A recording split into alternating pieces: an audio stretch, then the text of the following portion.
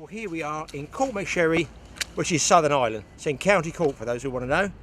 Fantastic fishing here.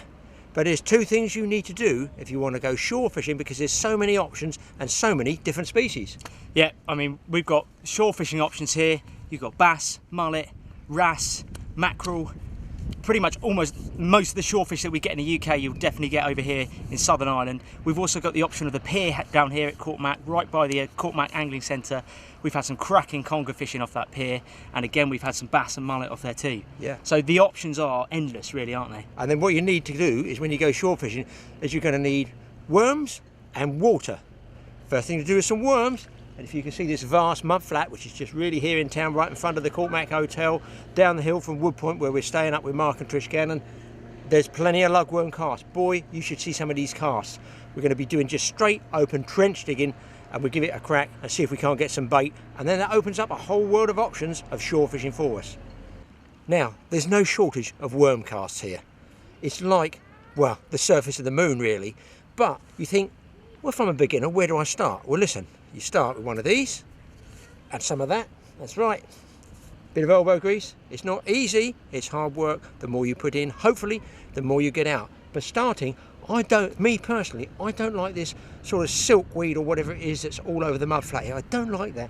I like to dig somewhere down here that's clear and open, plenty of worm casts, and basically, I'm not digging for an individual worm, I'm just starting a trench and hoping I sort of stumble across them.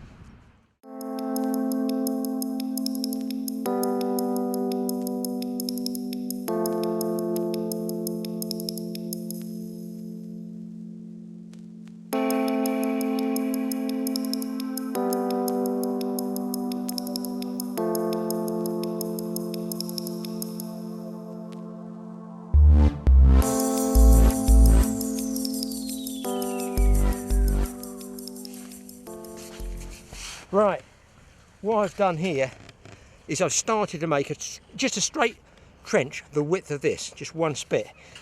I pick up worms or I don't pick up worms. But what I'm going to do now is coming from the side, because you'll find if you look here, it's easier to break into the second time around.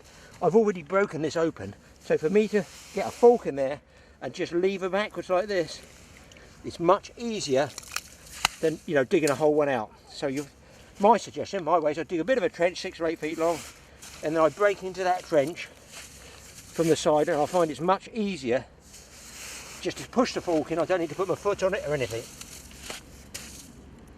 And just work your way along.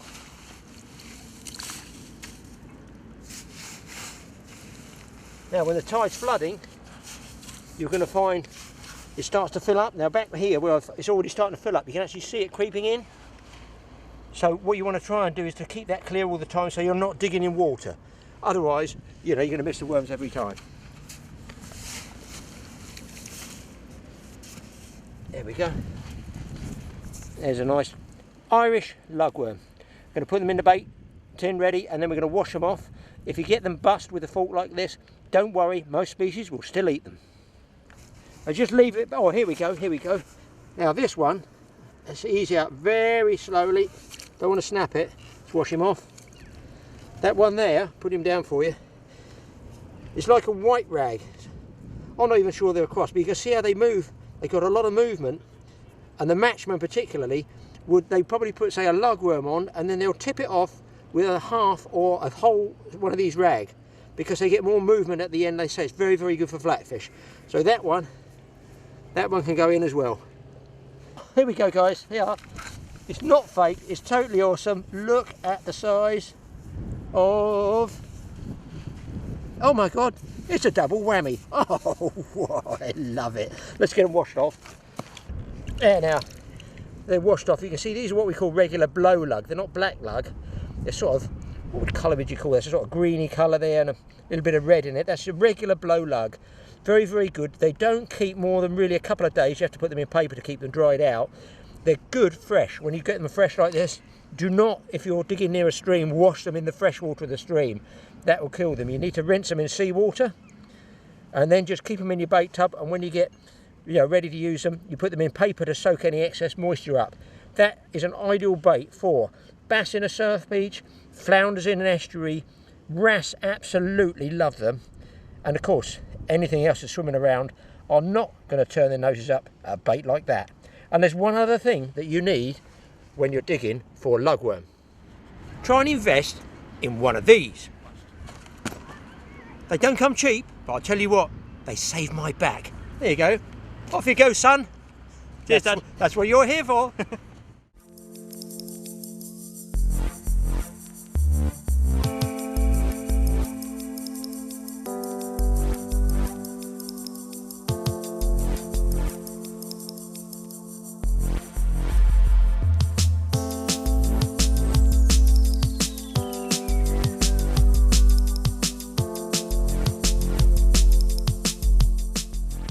Now, because there's two of us, and we've got valuable fishing time that we don't want to waste, as soon as you get tired, switch with your buddy and get digging. There's a nice one. Switch with your buddy, get digging straight away. The other thing you want to do, which is a good tip, as you dig here, rather than lift it up and dump it straight down, chuck it sideways and along, and that way you get much more chance of actually seeing the worm. Because if you just dump it up and then straight down, you get a big mound and you don't actually see what's underneath it. So try and cast the sand over a long area, and then you might be able to find the odd worm a little bit easier. Just keep it shallow. Don't necessarily have to go too deep.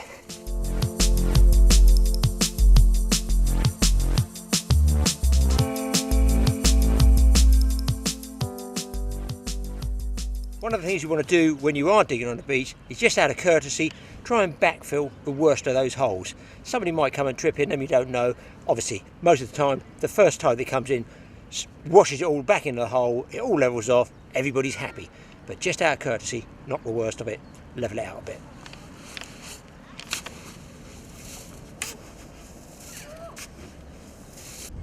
Right here, guys, the tide's pouring in. I'm just going to let that fill up in this little pool. It's absolutely roaring in here. Rinse off all the surplus. And do you know what? I'm actually going to leave them in here until I get back up to Wood Point. I put them in some paper. I'm going to then strain all this off. Watch sure you don't lose any worms in there. Don't worry about the busted ones. Give them another rinse off, freshen them up. And there you go, look at that. You could not ask for better prime bait